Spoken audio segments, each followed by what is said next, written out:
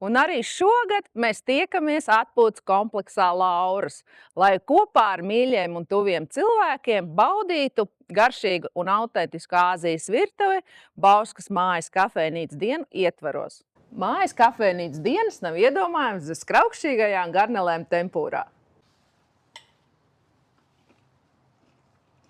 Šogad zupa mums ir tomjam zupiņa ar garnelēm, būs arī vistu un būs arī ar jūras veltēm.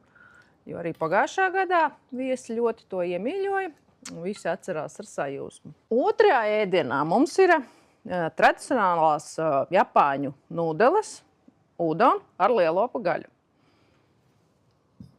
Bērniem ļoti garšo medus vista ar rīsiem. 25. un 26. jūlijā gaidām jūs atpūtas kompleksā Lauras mājas kafejnīcu dienās.